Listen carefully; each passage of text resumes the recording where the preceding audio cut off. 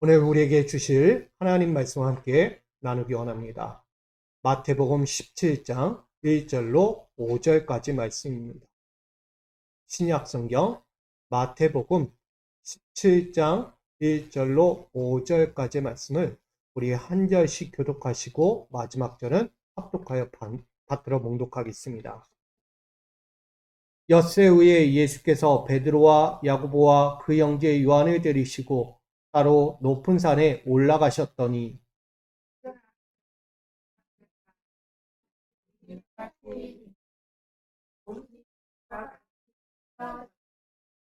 그때 모세와 엘리야가 예수와 더불어 말하는 것이 그들에게 보이거늘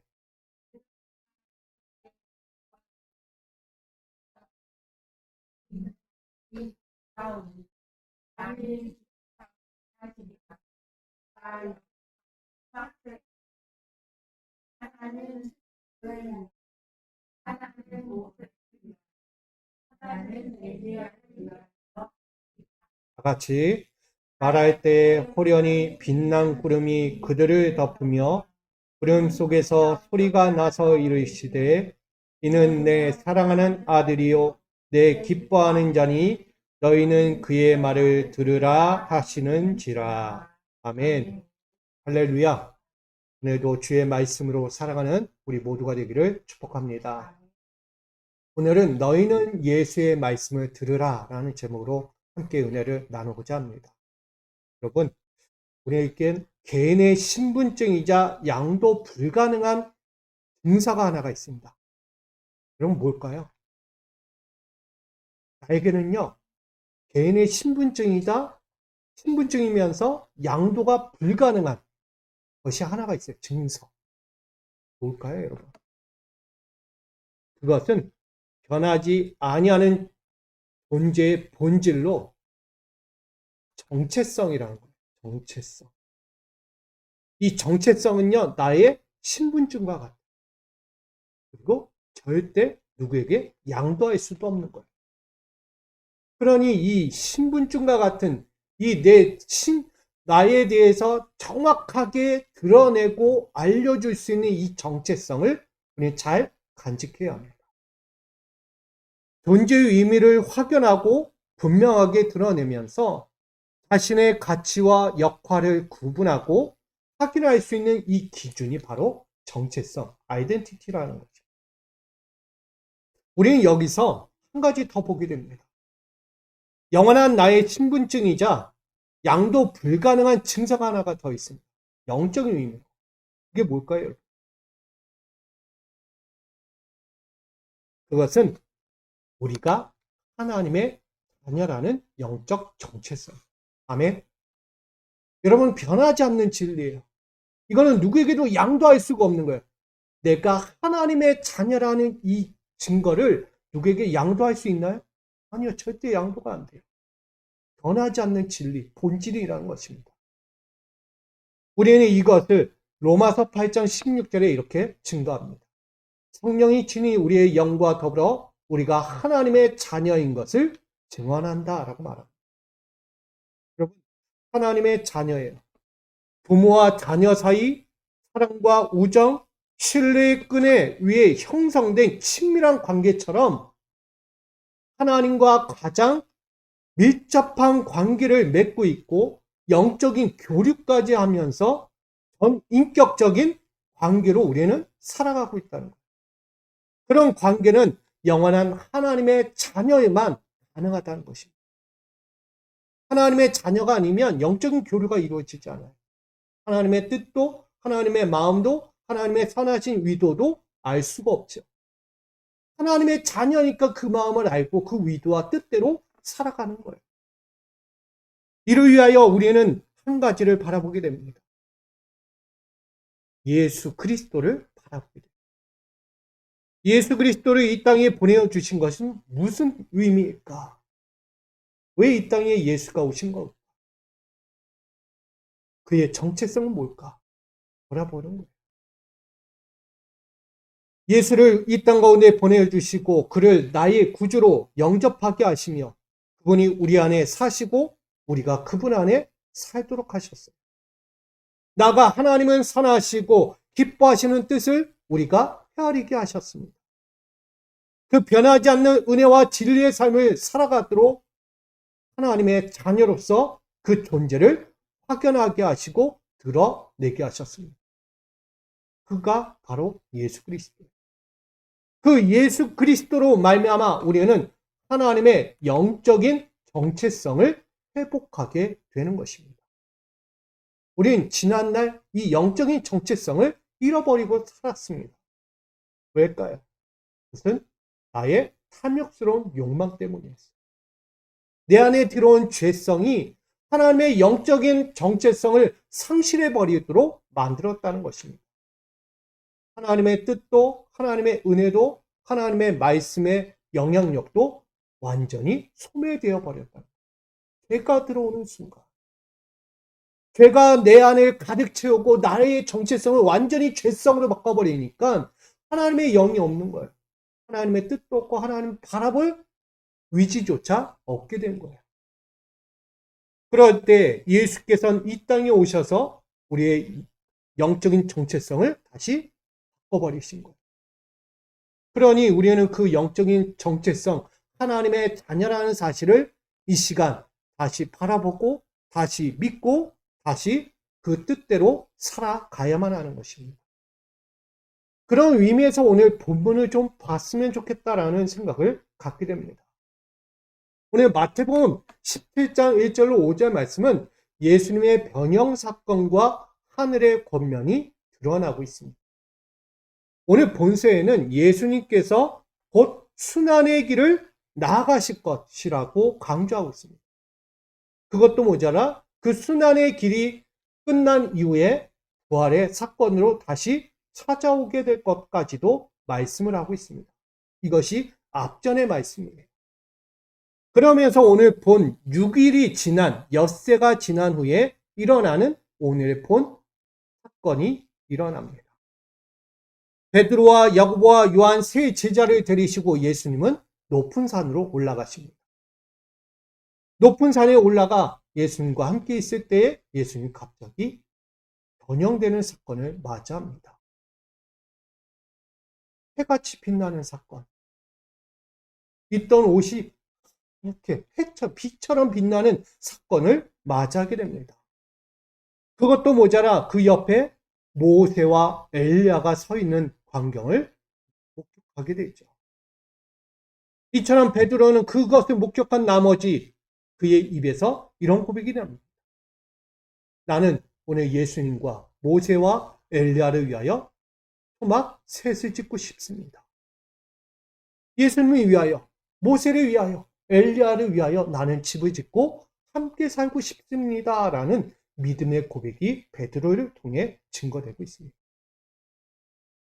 그러면서 그것도 모자라 그때 하늘에서 예수는 내 사랑하는 아들이요, 내 기뻐하는 자라 라는 음성까지 하늘의 음성이 들려오게 됩니다. 그것이 오늘 본서의 말씀이에요. 이 말씀을 들으면 여러분 어떤 생각이 드십니까?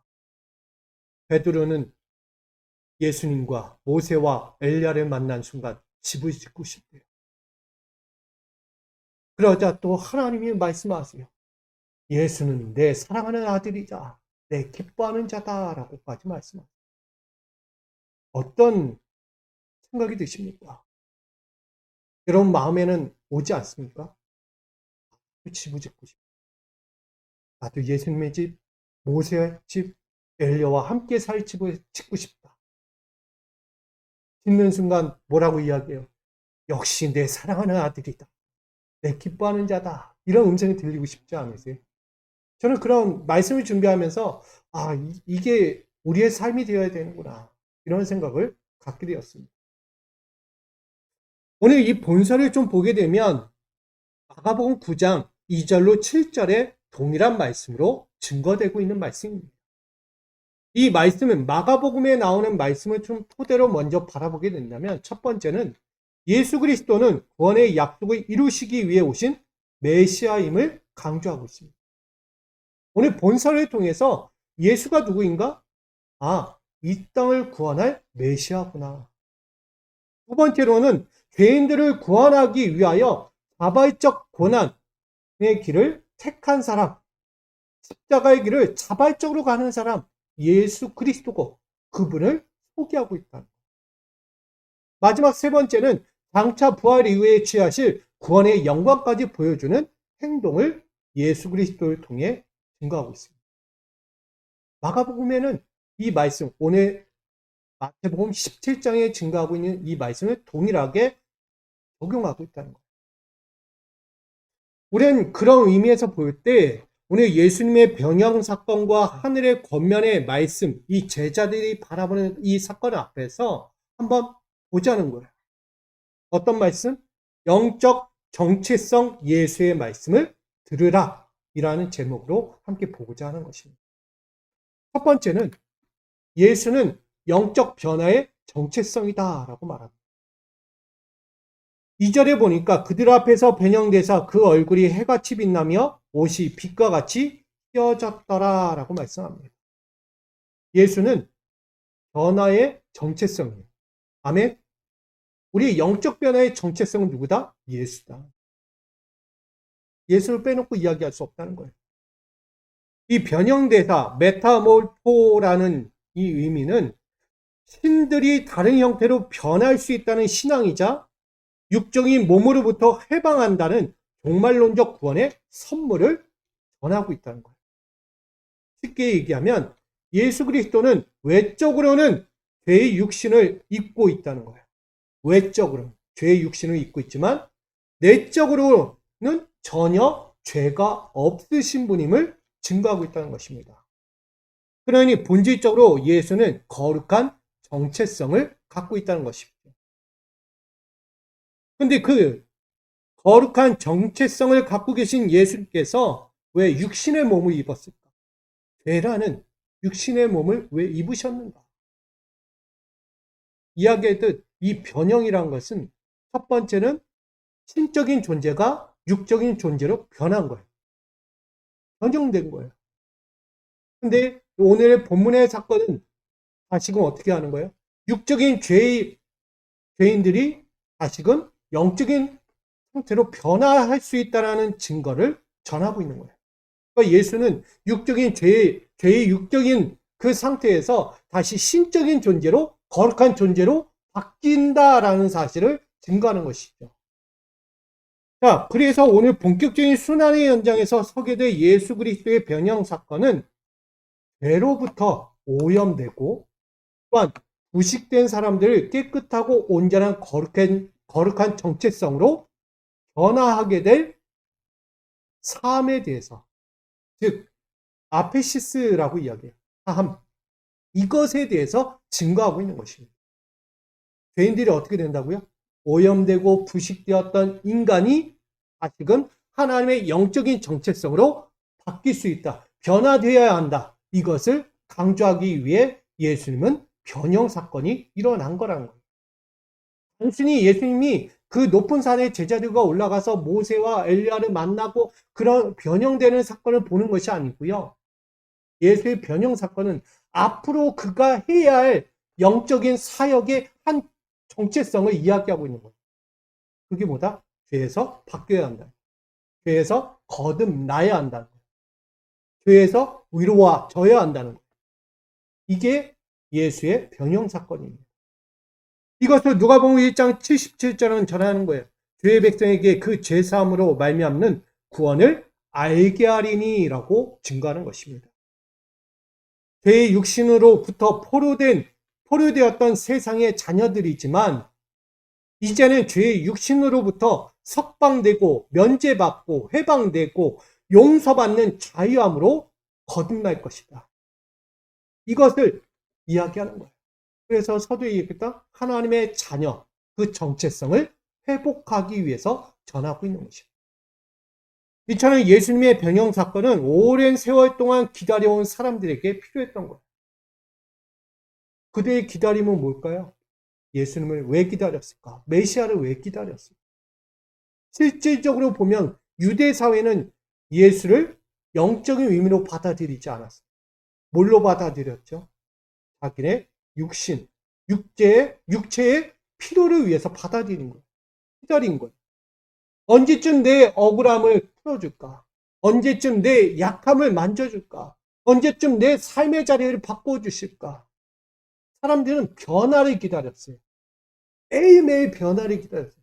나에게 삶이 바뀌었으면, 내 이 삶에서 좀 변화됐으면, 좀 잘 나가고, 좀 높아지고, 내 억울한 일, 고통스러운 일들이 좀 풀려졌으면, 변화라는 그 삶의 자리에 늘 있었다는 거예요. 근데 바뀌어야 안 바뀌어요? 내 삶이라는 것은요, 바뀌지가 않아요. 바뀔 듯 보이지만 바뀌지 않는 내 삶은 여전히 어제나 오늘이나 계속 간다는 거예요. 있는 그대로 하면 여러분들은 바뀌셨습니까? 2022년의 삶이 지금 2023년에 와서 바뀌어졌냐고. 영적으로나 육적으로나 바뀐 부분이 있다면 여러분 감사할 거예요. 근데 바뀐 일이 별로 없어요. 어제의 모습이 지금 나의 모습이 똑같이 가고 있다. 근데 이 모습이 언제까지 갈까요? 내일도 간다는 거예요. 참 신기하죠? 바뀌지 않아요. 왜 바뀌지 않을까? 결국은 유대 사회의 사람들은 바뀌지 않는 신앙으로 율법주의에 빠져서 그렇게 살아가고 있었다. 율법이라는 기준 안에 매이면요, 변화가 일어나지 않아요. 여러분, 있는 그대로 법이라는 그 기준 안에 있으면 바뀝니까? 안 바뀝니까? 법에는요, 바뀔 게 없어요. 법은 그대로 틀이에요, 틀. 고정되어 있는 거예요. 거기서 바뀌려면 어떻게 해야 돼요? 수정해야 바뀌는 거예요, 법은. 저희 감리교회에서도 이 법을 계속 수정합니다. 매해 바뀌어요. 교리와 정정이 바뀝니다. 왜 바꿔요? 고정된 틀에서 벗어나자는 거예요. 그 고정된 틀에서 문제가 있으니까 이건 교체가 되어야 되는 거야 해서 바꾸는 거거든요. 근데 그것을 그냥 놔두면 10년 전 법이 지금 그대로 갈 수밖에 없는 거예요. 맞죠? 오늘 우리도 마찬가지예요. 영적인 삶의 자리에서 변화가 되고 싶은데 바뀌지 않아요. 왜? 고정되어 있기 때문에. 내가 살아왔던 삶의 습관, 전통, 여러 가지 세월들이 고정되어 있어요. 생각조차도 고정되어 있다 보니까 바뀔 수가 없는 거예요. 유대 사회에는 구원의 자리가 율법을 통하여 구원받는 거예요. 율법을 통하여. 예수는 뭐예요? 메시아를 기다리지만 그 메시아는 곧 나의 삶, 육적인 삶의 변화를 이야기하는 거지 영적인 구원을 위해서 있는 것이 아니었다는 거예요. 참 문제가 많은 거죠. 그래서 예수님의 이 변형 사건은 무엇을 의미하느냐? 그들의 고정되어진 아직도 고립되어 있는 그들의 매여 있는 신앙들을 완전히 바꿔버리기 위해서 변형 사건이 일어나는 거예요. 그거를 베드로와 야고보와 요한의 제자, 세 제자에게 보여주는 거예요.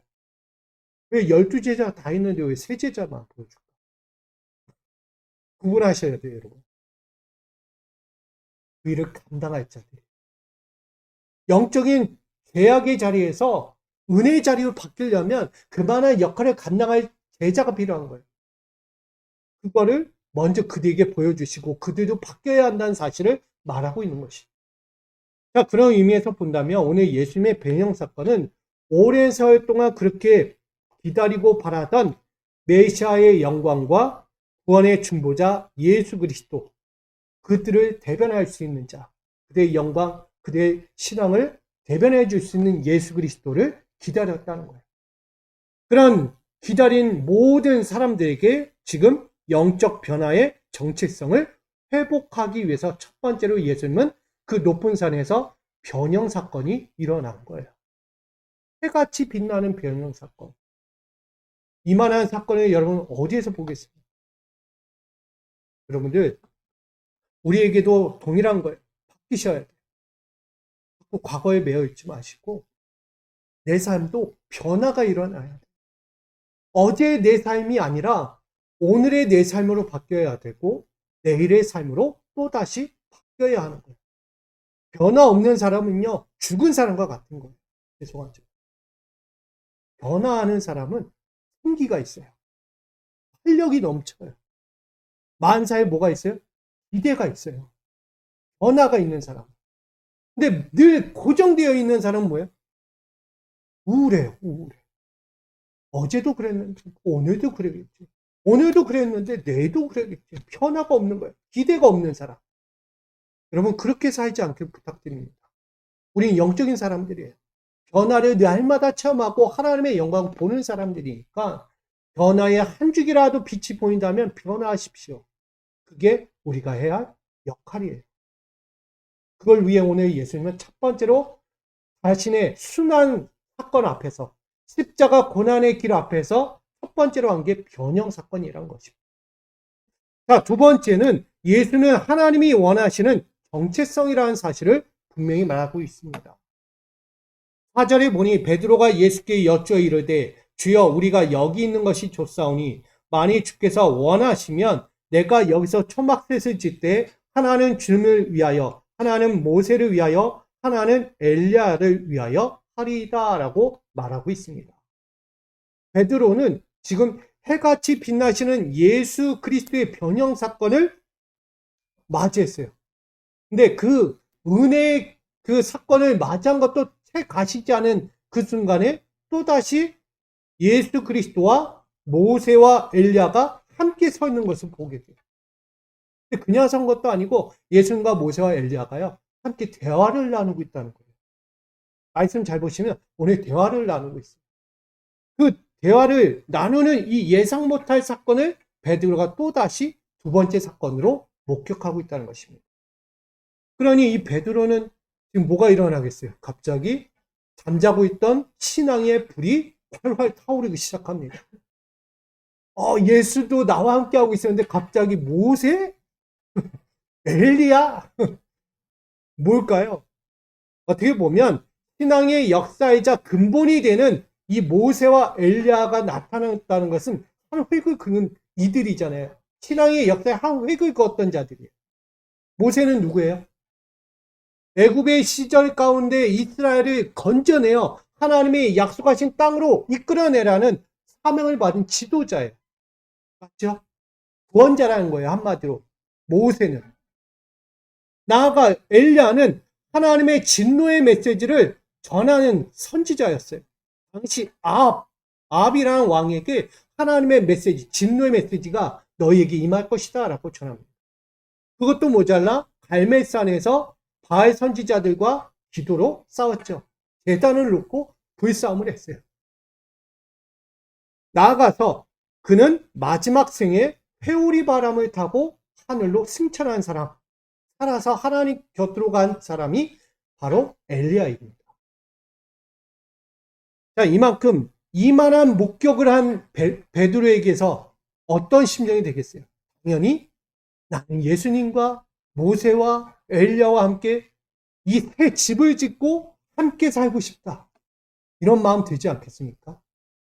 이만한 사람들을 모시고 산다는 것은 영광이죠. 여러분 같으면 어떻게 했어요? 모실 겁니까? 안 모실 겁니까? 네. 뭐라도 팔아서라도 내가 그 집을 짓겠죠. 함께 살고 싶다.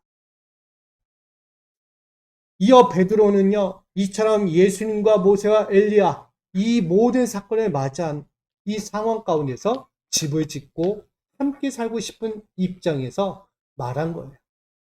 그러니 이 엘리야, 모세, 예수님을 모시고 사는 삶이야말로 자기 인생의 최고, 나아가 역사의 길이 남을 한 줄이 거지는 거 아니겠어요?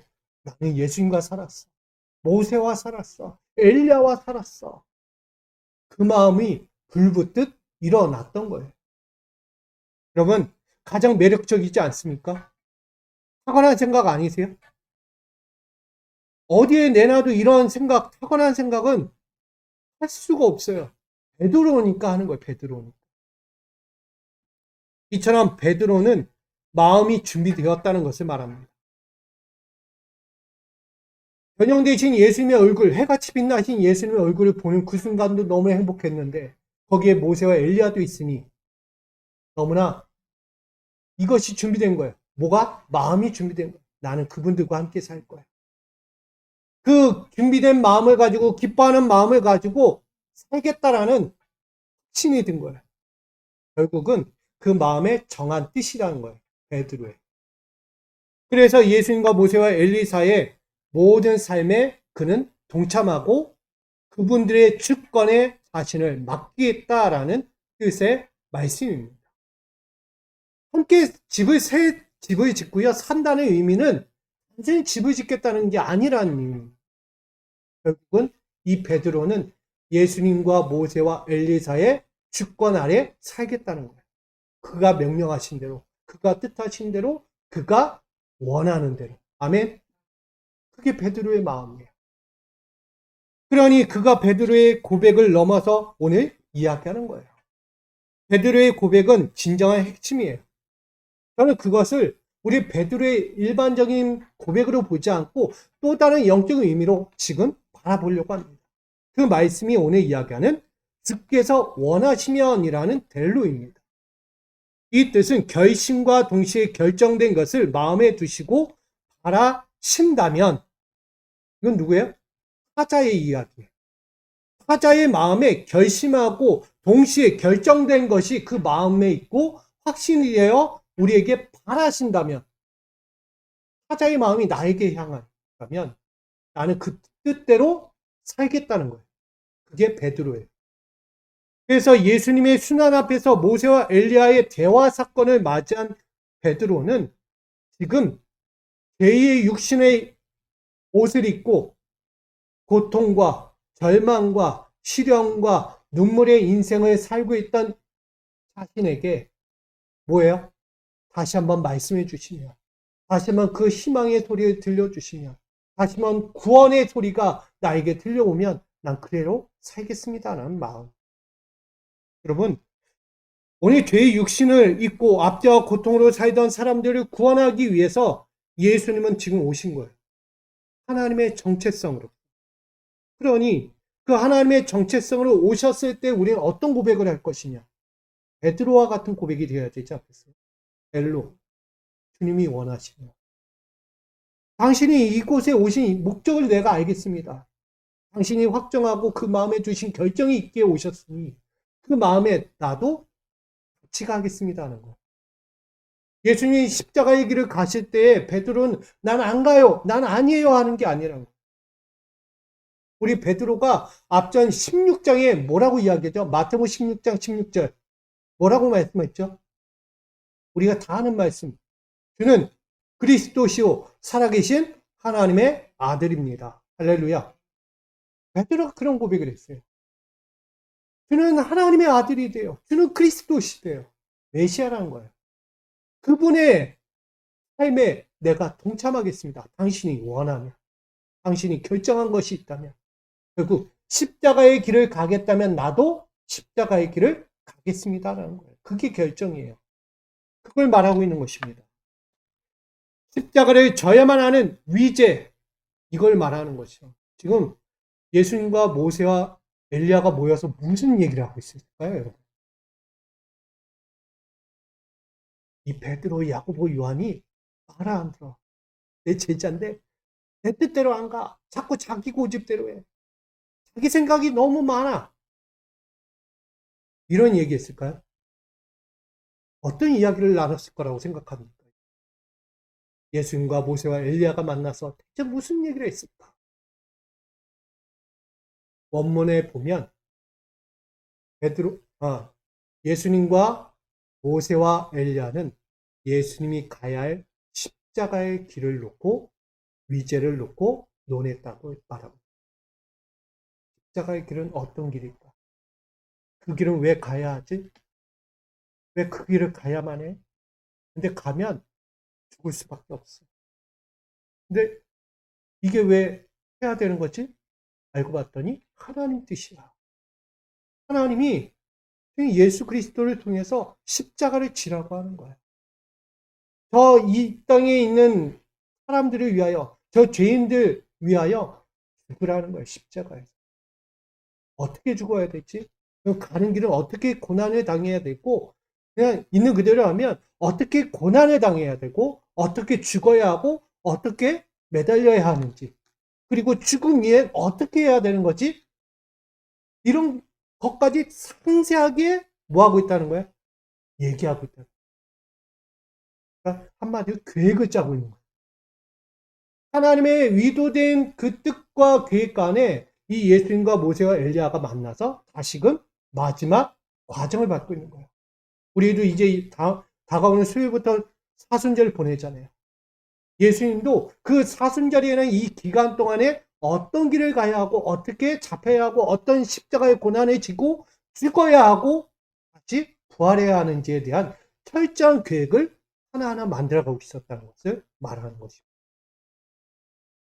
쉽지 않은 거죠. 그러니 이 계획 가운데 뭘 이야기해요?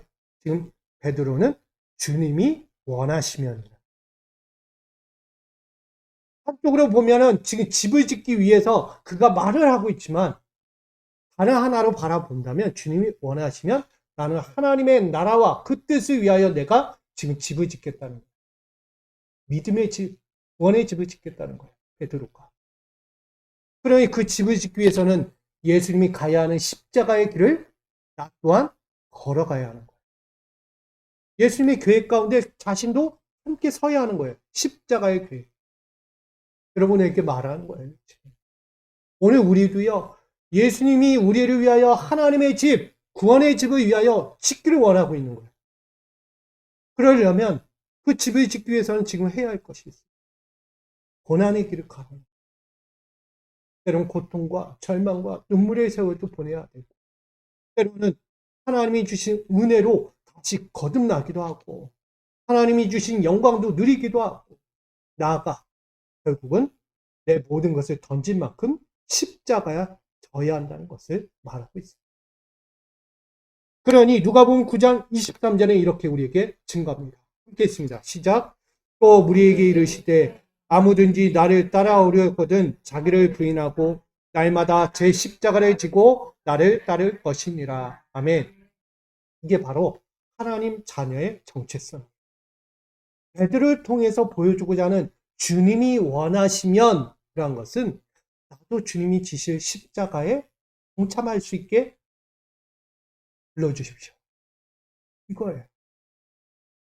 단순히 집을 짓겠습니다. 예수님 위해, 모세를 위해, 엘리야를 위해 집을 짓겠습니다. 라는 이 베드로의 마음이 아니라 좀 더 한 차원 나아가서 하나님의 집을 짓기 위해서 나는 십자가의 길을 가시는 예수님과 함께 서겠습니다.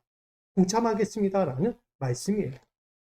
그러니 하나님의 정체성으로 변형된 사람들은 그 자신의 마음이 준비되고 기뻐하시는 뜻을 확정 있게, 나는 주님의 길을 가기를 확정 있게 내 십자가를 지고 갈 거예요. 확정 있게 자신을 철저히 부인하고 기꺼이 자기 십자가도 지고 확고부동하게 지금 따르겠다라는 말씀입니다. 여러분, 하나님의 결심과 결정된 뜻이 내 뜻이 돼야 돼요. 아멘. 하나님의 결정과 그 뜻이 내 뜻과는 정반대예요 하면 누가 되는 거야? 베드로가 부인하는 것과 같은 거예요. 예수님 잡혀가신 그때 나는 몰라요. 저 예수가 누구예요? 난 그와 함께 한 적이 없어요. 거짓말하는 자가 되는 거예요. 배신자가 되는 거예요. 그러나 우리가 하나님의 결심과 그 결정에 함께 따라간다면 우린 그 모든 압제와 고통, 육적으로 찾아오는 압제와 고통, 죄로부터 우린 벗어날 수 있게 됩니다.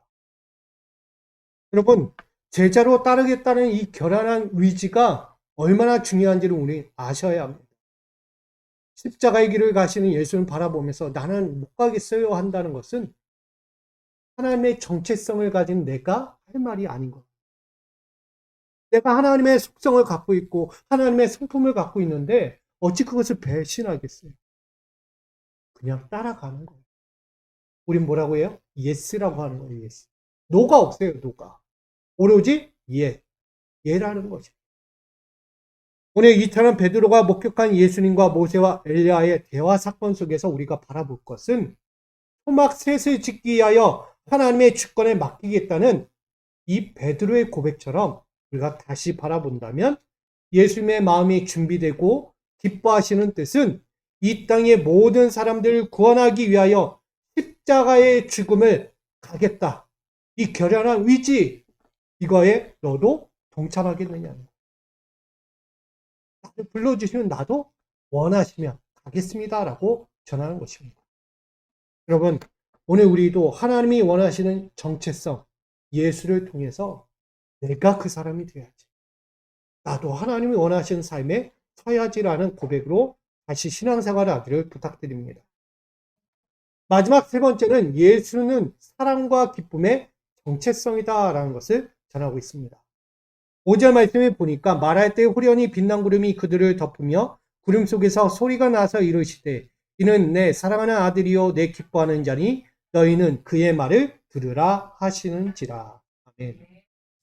자, 예수의 정체성은 달라요. 우리가 알고 있는 정체성은 전혀 다른 예수예요. 그는 아가페토스, 내 사랑하는 자, 유도케오, 즉 내 기뻐하는 자다라고 말씀합니다. 특별히 소중하고 사랑하는 자라는 뜻을 가진 아가페토스, 나아가 하나님께 사랑받는 자라는 거예요. 또한 만족하고 행복할 만큼 총애를 받는다는 의미로서 선택받고 결정되어진 자, 그것을 유도케오라고 이야기합니다. 예수는 바로 그런 분이에요. 하나님께 사랑받을 수밖에 없고 하나님께 결정되고 선택받은 자, 예수 그리스도예요. 그러니 사랑과 기쁨의 정체성을 가질 수밖에 없는 것이죠. 예수 그리스도는 하나님께서 직접 보증하시는 자예요. 즉 유일한 구원자라는 것입니다. 이 땅의 죄인들을 향하여 유일한 구원자는 예수밖에 없어. 그는 사랑받는 자니까. 그는 내가 결정하여 선택한 자니까. 그 외에는 유일한 구원자가 없다는 사실을 전합니다. 죄의 육신을 입은 사람들로서는 전혀 상상할 수 없고 들어볼 수도 없는 이름 예수라는 것입니다. 결국은 하늘의 보증서와 같은 거예요. 하늘의 보증서로서 오늘 말씀한 거예요. 베드로의 귓가에 들려 이는 내 사랑하는 아들이요 내 기뻐하는 자다. 보증서와 같아요. 그게 뭘로 들려왔어요? 레마의 음성으로 들려. 어느 한 순간 탕 들려온 거예요. 내 마음에 찔리듯 탕 들려온 거예요. 그 말씀을 듣는 순간 베드로는 어떻게 됐을까요? 성경에 나오지 않아요. 내 사랑하는 자, 내 기뻐하는 자라는 음성을 들었어요. 베드로의 그 다음 이야기가 나오지 않아요. 저는 철저히 꾹 엎드렸지 않았을까. 하나님, 내가 이 예수를 만나고 있고 함께하고 있고 내가 이 예수와 살고 싶다는 고백을 했어. 나는 그 예수와 함께 영원히 갈 겁니다. 난 사랑할 거예요. 내 기쁨이에요. 이런 고백이 나오지 않겠습니까? 베드로의 이 고백이 오늘 우리의 고백이 되어야 합니다. 세상 육신 이 모든 것 어떤 것으로도 대변할 수 없어요. 근데 우리는 이 세상과 육신의 그 더러운 것들로 오염되었어요. 순결하지 못한 성품을 가지고 하나님의 길을 걷고 있어요.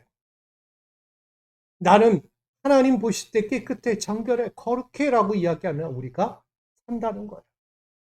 근데 알고 보면 너무나 추한 모습이 있다는 거예요.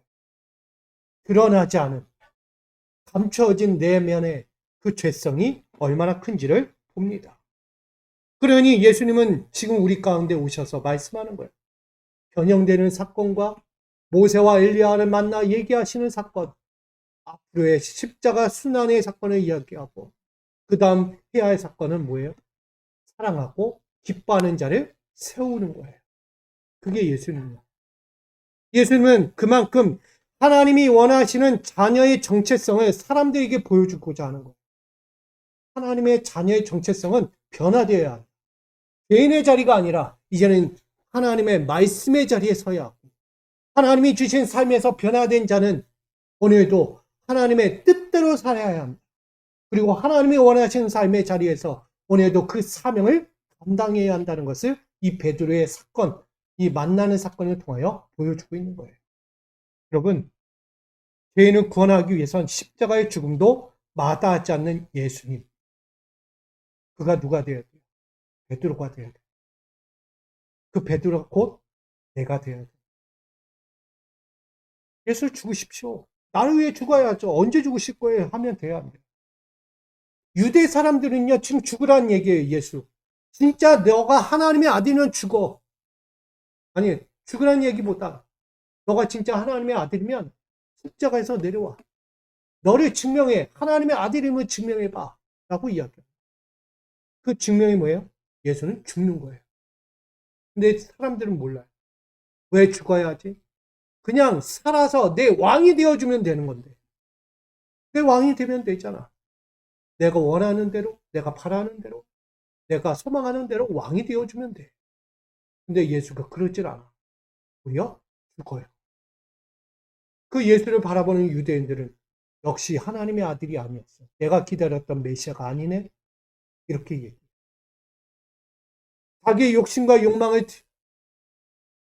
해결해 주지 못하면 메시아로 여기지 않는다는 거. 자기의 왕으로 여기지 않아요.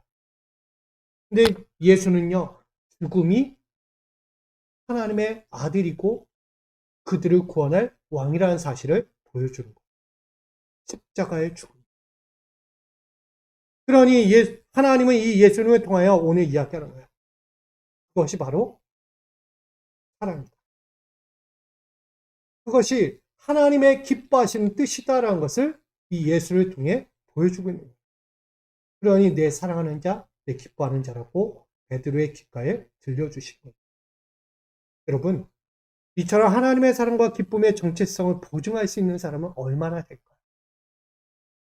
우리가 믿음의 생활을 하고 교회 다니고 하나님의 자녀라고 말을 하는데 세상에 나가서 그만한 보증을 할 만한 적이 있는가 돌아보는 거예요.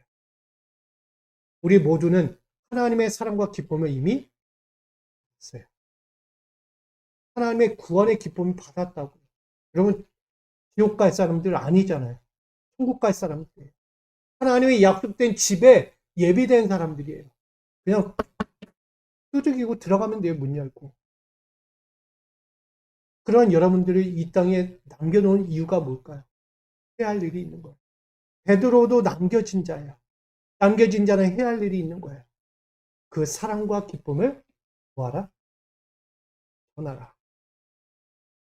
그걸 위해 오신 예수, 그걸 몸소 보여주시고 실천하여 십자가의 길까지 가신 예수, 그걸 보여주라는 거예요.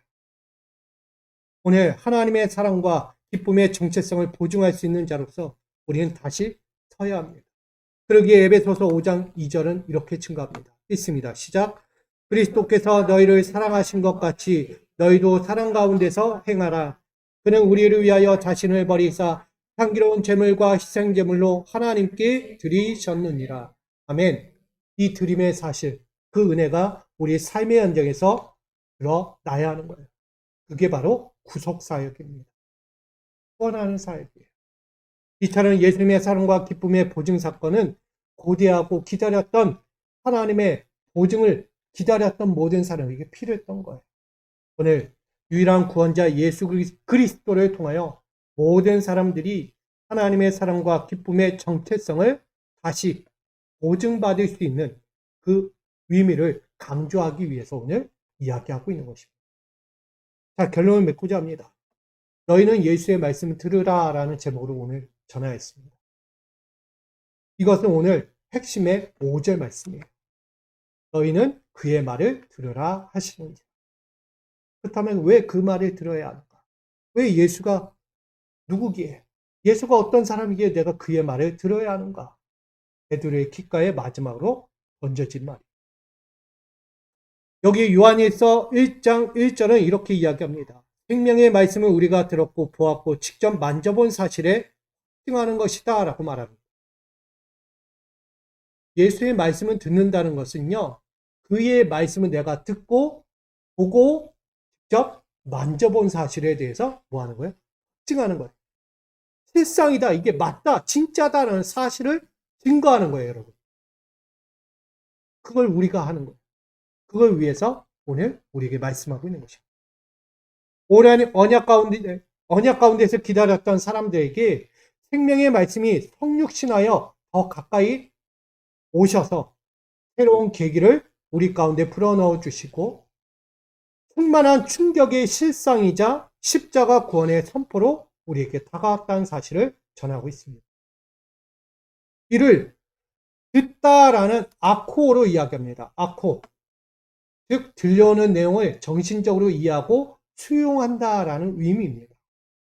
그래서 길과 진리와 생명으로 인도하시는 십자가 예수 그리스도의 말씀에 우리가 듣고 순종해야 한다는 거예요. 그래서 나는 거기에 동참하는 자입니다. 그의 말씀을 수용했죠. 그의 말씀을 이해했죠. 이성적으로든 나의 영적으로든 다 모든 것이 이해됐어요. 마음으로, 생각으로, 행동으로. 그러면 그분의 뜻대로 우리는 수용하고 살아가야 하는 거예요. 그게 예수의 삶처럼 나의 삶의 믿음의 삶이. 그 믿음의 삶은 오늘 어느 누구에게나 양도 불가능한 하나님 나라의 신분증, 예수 그리스도를 내 안에 모시고 절대 누구에게 줄 수 없어요. 하나님 자녀라는 그 신분증 절대 누구에게 줄 수 없어요. 그걸 가지고 오늘 내 자신의 가치와 내 존재의 의미를 확연하고 분명하게 드러내며 살아가야 한다는 것을 말하고 있습니다. 이 변하지 않는 하나님의 정체성, 하나님 자녀의 정체성, 이거는 우리가 가져야 합니다. 왜냐하면 그 정체성을 다시금 심어주기 위해 분명한 정체성이 내 안에 들어왔기 때문에 그가 바로 예수 그리스도입니다. 그를 위하여 오늘 영원한 생명으로서 성육신 사건으로 먼저 직접적으로 찾아오셔서 변형의 사건을 통해 죄에서 구원받을 자들의 모형이 되어주셨어요. 나아가 거듭난 자들로 하나님의 원하심대로 살아가야 할 모형이 되어주셨습니다. 또 하나는 사랑과 기쁨의 대상이 될 수밖에 없는 십자가 대속의 모형으로서 하나님 자녀의 정체성을 확증하셨다는 것입니다. 그것이 오늘 본문의 말씀입니다. 오늘 전한 세 가지 꼭 기억하시 바랍니다. 예수는 영적 변화의 정체성입니다. 예수는 하나님이 원하시는 정체성입니다. 예수는 사랑과 기쁨의 정체성입니다. 이것이 누가 되어야 되죠? 내가 돼요. 예수를 내 안에 모시고 사는 사람, 예수와 함께 사는 사람에게 드러나는 신앙입니다. 우리가 그렇게 모인 우리 믿음의 권속들이 그렇게 살아가시기를 부탁드리고 그 어디에서든 하나님 자녀의 정체성을 잃지 말고 끝까지 그 뜻을 이루며 하나님의 길을 살아가 영원한 집, 우리 하나님 나라의 집을 잘 짓고 거기에 함께 살 수 있는 우리 모두가 되기를 주님의 이름으로 축복합니다. 그런 의미에서 우리 하나님 자녀의 정체성을 잊지 맙시다. 인사하겠습니다. 아멘. 어디 가도 나 하나님 자녀야. 우리 잘하는 나 교회 다닙니다. 이거예요. 알겠어요? 우리 신앙생활 합니다. 이런 믿음으로 걸어가시면 됩니다. 사랑과 은혜 하나님, 하나님 자녀의 정체성을 다시 깨우쳐 주시고 어제나 오늘도 내일도 앞으로도 하나님 뜻에 합당히 서고 주님이 나에게 오셨던 그 십자가 사랑을 나도 그 길을 따라 섬기고 희생하며 따라갈 수 있는 믿음의 자녀가 되기 원합니다. 오늘 주님 가신 그 십자가의 정체성을 내 몸에 심어주시고 오늘도 살게 하셨사오니 오늘 그 하나님 자녀의 정체성으로서 오늘도 주님의 뜻을 마음껏 이 땅 가운데 펼치며 그 뜻을 이룰 때까지 힘을 다해 뜻을 다해 마음을 다해 온 마음을 주님 앞에 올려드리는 우리 믿음의 권속들 사랑하는 자들 되게 하여 주시옵소서. 오늘도 그 마음으로 사랑하는 자 기뻐하는 자가 되어 나아가기를 간절히 소망하며 예수님의 이름으로 기도하옵나이다. 아멘. 우리의 찬송 633장 부르시며 예물을 올려드립니다.